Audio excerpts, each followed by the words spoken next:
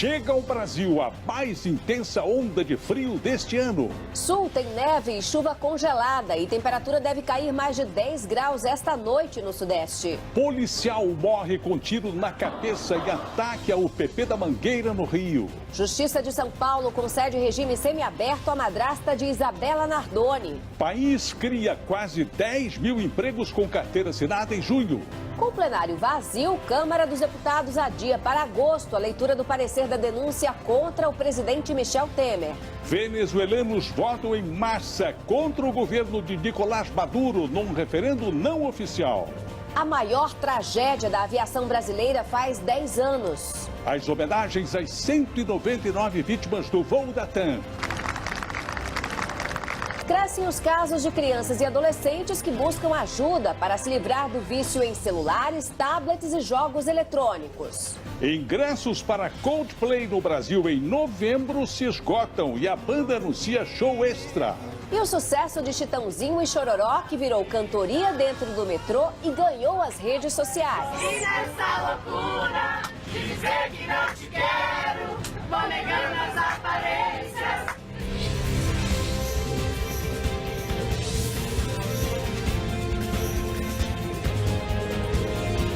Está no ar o SBT Brasil, com Carlos Nascimento e Raquel Sherazade.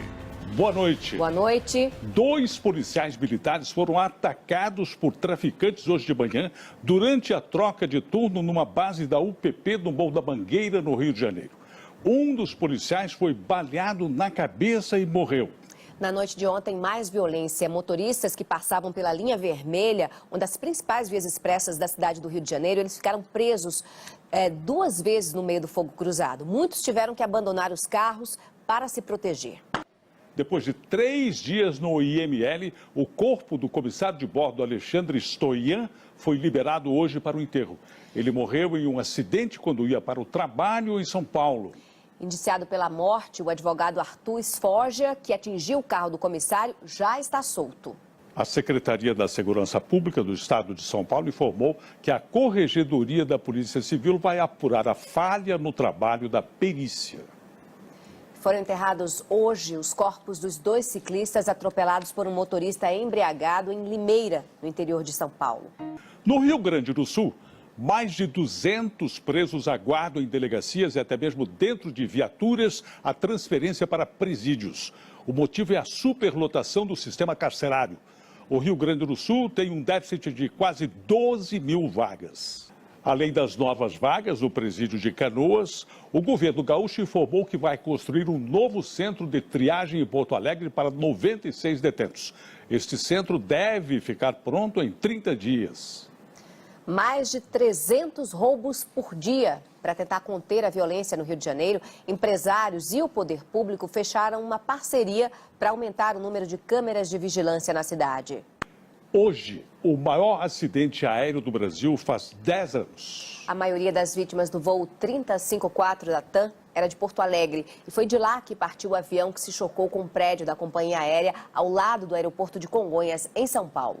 A Justiça de São Paulo autorizou a progressão da pena da madrasta de Isabela Nardoni para o regime semiaberto. A Universidade de Brasília está sem dinheiro para fechar as contas. Com um rombo de quase 100 milhões de reais, a reitoria diz que a partir de setembro não vai ter dinheiro para manter serviços básicos como água, luz, telefone, limpeza e vigilância. Em nota, o Ministério da Educação confirmou que a Universidade de Brasília recebeu no ano passado um valor muito superior ao histórico da instituição e que neste ano voltou a receber os repasses no padrão normal.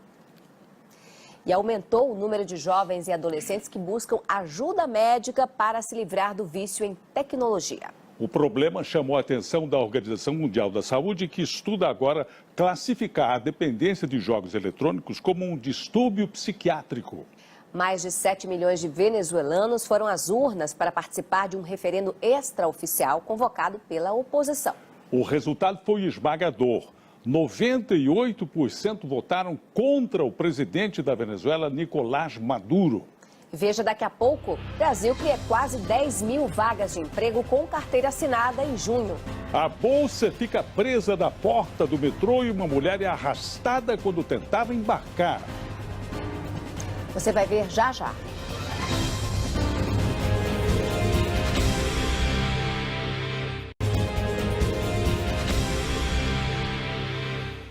O Procurador-Geral da República, Rodrigo Janot, disse hoje que o Ministério Público não tem pressa para apresentar uma segunda denúncia contra o presidente da República, Michel Temer. Na Câmara dos Deputados foi adiada para agosto a leitura do parecer da Comissão de Constituição e Justiça. Vamos ao vivo até Brasília falar com Kennedy Alencar. Kennedy, boa noite. O governo tem aí um discurso para se defender das eventuais delações do ex-presidente da Câmara, Eduardo Cunha, e também do doleiro Lúcio Funaro? Obrigado, boa noite. O empresário Aike Batista prestou depoimento hoje como testemunha do doleiro Lúcio Funaro na Justiça Federal em Brasília.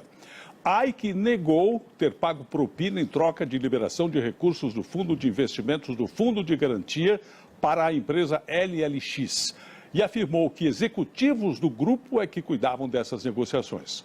Durante o depoimento, que durou cerca de 10 minutos, o advogado de Aike disse que um acordo de delação premiada está em negociação. O Brasil gerou quase 10 mil vagas de emprego com carteira assinada em junho, segundo o Ministério do Trabalho. Foi o terceiro mês consecutivo com mais contratações do que demissões. No primeiro semestre, foram abertos pouco mais de 67 mil postos formais de trabalho, primeiro resultado positivo para esse período desde 2014. O setor de agricultura foi o que mais contratou no semestre. 34 militares de Camarões, na África, desapareceram depois que o barco em que eles estavam naufragou na costa do país. As causas do acidente não foram informadas. Na Itália, uma mulher foi arrastada quando tentava entrar no metrô de Roma. Em instantes, a neve na Serra Gaúcha. Vídeo de passageiros do metrô cantando o sucesso de Chitãozinho e Chororó é visto por mais de 1,5 milhão de pessoas de vezes. Não te quero, vou negando as aparências. É daqui a pouco.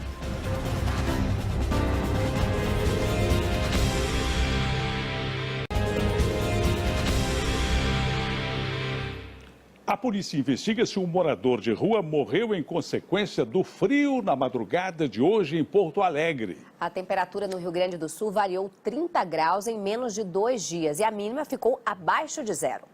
E depois de muita fila, confusão, os organizadores do show do Coldplay anunciaram que haverá mais uma apresentação da banda em São Paulo. A empresa Eventim diz que não houve incidente grave hoje e que a venda de ingressos para o segundo show do Coldplay terá mais guichês disponíveis. Pelo site, será possível comprar a partir da madrugada de sexta-feira. E é hora das notícias do esporte. Boa noite, Bruno Vicari. Bom, o Vasco foi punido hoje pela Justiça Desportiva por aquela confusão, briga, violência, né, do clássico contra o Flamengo. Foi uma decisão justa essa, Bruno? Nascimento, boa noite. Não é isso que vai resolver a questão da violência. Mas dessa vez, olha só que absurdo, Raquel. A polícia investiga o seguinte: a relação da direção do clube com os torcedores violentos. Então a polícia está investigando se o Vasco contratou para cuidar da segurança de São Januário torcedores organizados que estão proibidos de entrar no estádio. Uma história que aconteceu em Minas Gerais tomou conta das redes sociais e gerou controvérsia. Afinal, a gente pode ou não pode sorrir na hora de tirar uma fotografia para documento? E nada de fone de ouvido. Os passageiros do metrô de São Paulo aceitaram o convite para sair da rotina e cantar juntos um hit sertanejo que o Brasil todo conhece. O vídeo que bombou na internet mostra quem teve a ideia de fazer um vagão inteiro soltar a voz. Cerca de 100 mil pessoas participaram no último final de semana da D23, o maior encontro de fãs da Disney do mundo. O evento aconteceu no estado americano da Califórnia e apresentou novidades no mundo dos games, filmes e parques. Cleide Clock. Fique agora com mais um capítulo inédito de Carinha de Anjo. Boa noite. Boa noite, Brasil. Tchau.